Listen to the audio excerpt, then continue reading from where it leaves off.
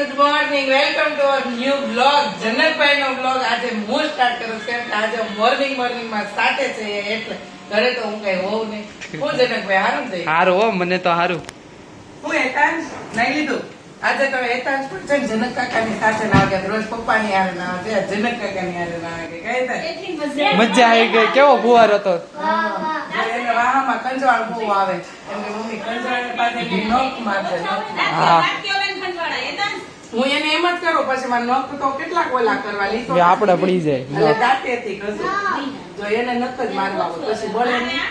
બળે ઈ ચાલો જનકભાઈ, હવે તમારા વિડીયોમાં ચાલે મારે તો બધાને હવે બોલે થાકી જાવ. જયદીપ ઘરે હોય ને તો એને કહો બસ સીધી બહુ તમારું ચા કરી જાય તમારું ચા. હા એવું જ થાય. સવારમાં ઉઠીને ખાઈ જતું હાથમાં ફોન લે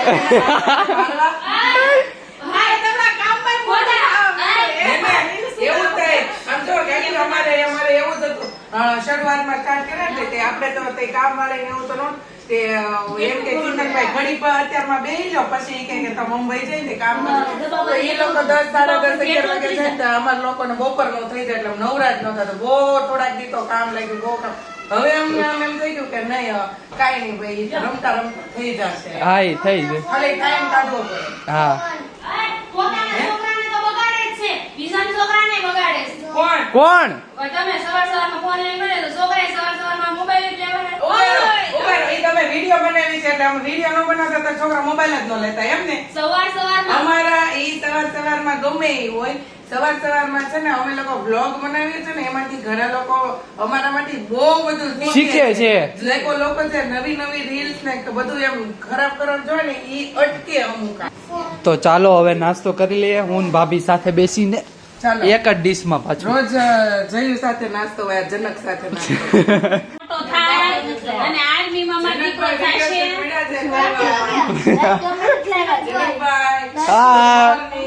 ગુડ મોર્નિંગ. તો ચાલો ગાઈસ, બપોર થઈ ગઈ છે અને હવે જમવાનું રેડી થઈ ગયું છે. જમવામાં શું શું છે? જો કેરીનો રસ છે, બટેકાનું શાક છે, રોટલી છે, બીજું શું છે આઈટમમાં? કેવડા. શરીરના સ્વાસ્થ્ય માટે આમ જો કેવડા બહુ નરવા હોય ને આ તો કેવડો છે. ઈ વધારે નરવો છે.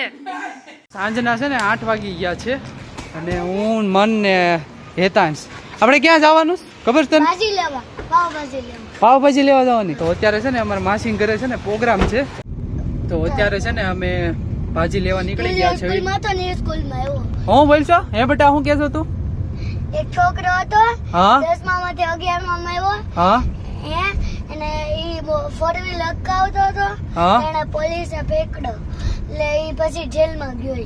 હા તે જેલમાં જાય ને, કારણ કે 18+ જ 4 વ્હીલ લગાવી શકે. ત્યારે અમે ભાજી લેવા પહોંચી ગયા છે હવે. અને આ છે ને આ જેની પાસે ભાજી લેવા આવ્યા છે ને ઘર ઘરાવ ભાજી બનાવે છે. તો તારે મોટોથી શું લેવું છે? અરે તને ખબર છે, તને કે તો ખરી તું મને. ઓલી નવી ગાડી કઈ આવી, ઊંચી એ થાય નીચી એ થાય. ડિફેન્ડર. હા.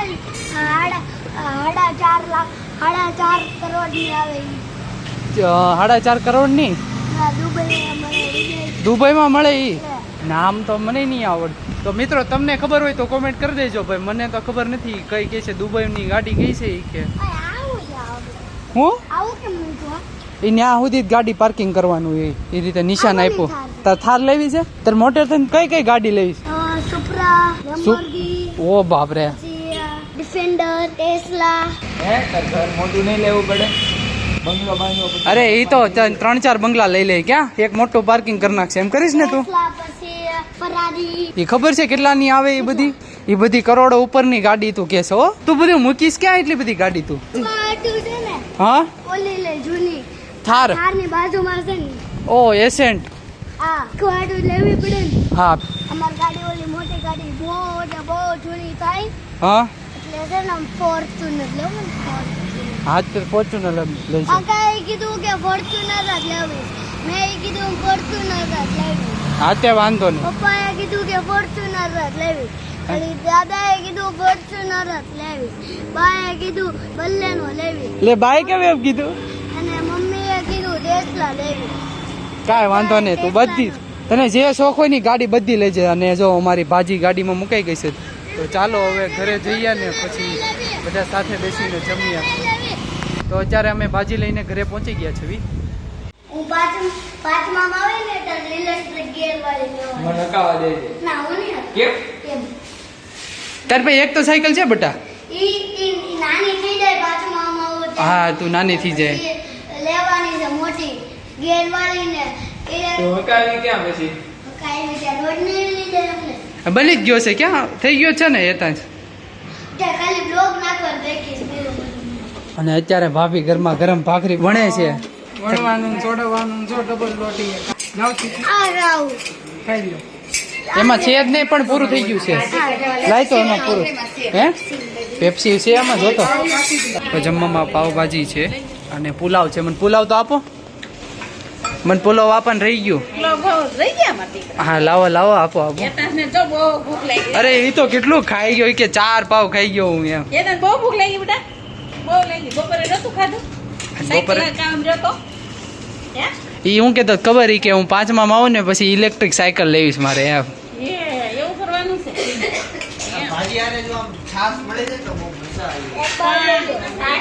થોડોક ઇંતજાર કરવો પડશે ભાઈ.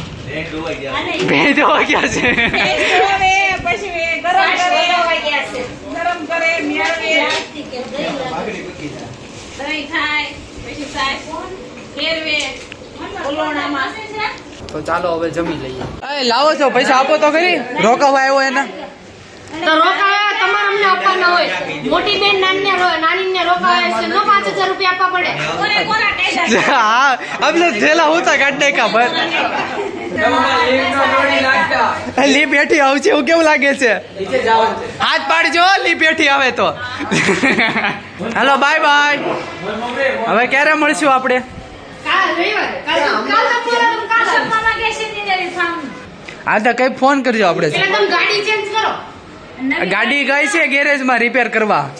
આવી જાય તમ તારે 2 દિવસમાં. બુગાટી થઈને આવવાની છે ગાડી. હા નવી બુગાટી થઈને આવશે. કઈ ગાડી લેવાય જનકને? મોટી ગાડી. કમેન્ટમાં કમેન્ટ કરો છો. આપણે તો જેગવાર જ લેવાય. હા તમે તો મોટી પાર્ટી પૈસા ભાઈ, અમારે પાસે આવું બધું નથી ને. જો ના દરવાજો મને સબસ્ક્રાઇબ કરો તો કે ચિંતા નહીં કે તમે જેગવાર લેતા હું તો કહી લઉં કરાવી. પાર્કિંગમાં જગ્યા જ નથી. અમાર પાર્કિંગ ખાલી જ છે. ખાલી જ છે ઈ જ વાંધો છે.